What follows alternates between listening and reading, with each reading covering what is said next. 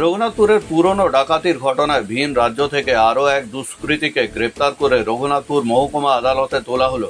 পুরুলিয়া জেলার রঘুনাথপুর শহরের বাজারে 2022 সালের একটি পুরনো ডাকাতির ঘটনায় যুক্ত থাকার অভিযোগে পুরুলিয়া জেলা পুলিশ 6 জনকে গ্রেপ্তার করেছে। ধৃতরা পুরুলিয়া জেলার সাঁওতালডি থানার ও ঝাড়খণ্ডের ধানবাদ জেলার কাতরাস ও চন্দনকিয়ারি থানা এলাকার বাসিন্দা। বৃহস্পতিবার দুপুরে পুরুলিয়ার বেলগুমা পুলিশ লাইনে পুরুলিয়া জেলা পুলিশ সুপার অভিজিৎ বন্দ্যোপাধ্যায় একটি সাংবাদিক সম্মেলন করে এমনটাই জানিয়েছিলেন। তারপরই পুলিশ ধৃতদের নিজেদের হেফাজতে নিয়ে ওই ঘটনার সাথে জড়িত আরও একজনকে শুক্রবার গ্রেপ্তার করে।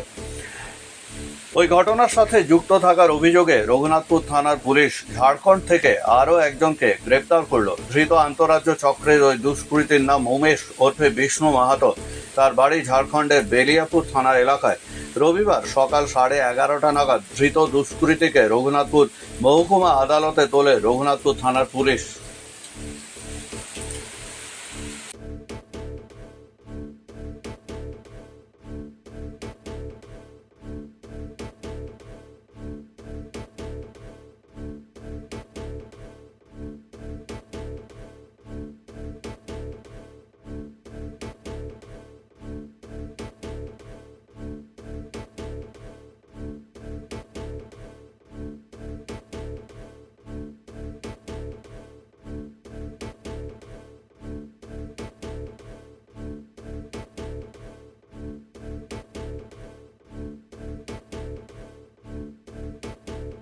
বিবাহ হলো সামাজিক মেলবন্ধন, তবে সুপ্রিম কোর্টের নির্দেশিকা অনুযায়ী বর্তমানে আপনার বিবাহকে আইনি স্বীকৃতি দেওয়া অত্যন্ত আবশ্যক, আর যার জন্য প্রয়োজন ম্যারেজ রেজিস্ট্রেশন।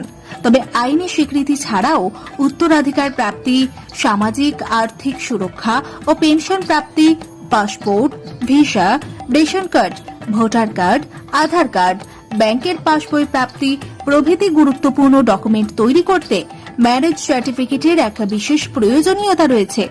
তাই আর দেরি নয়, সামাজিক বিবাহের পাশাপাশি বিবাহ রেজিস্ট্রেশনের জন্য চলে আসুন বিবাহ রেজিস্ট্রেশন অফিসে। ঠিকানা রঘুনাথপুর দিনুবাবুর ঘেরার পিছনে কমিউনিটি হলের সামনে।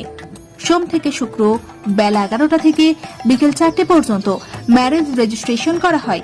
যোগাযোগের নম্বর 9635488286, এছাড়াও 700142677721।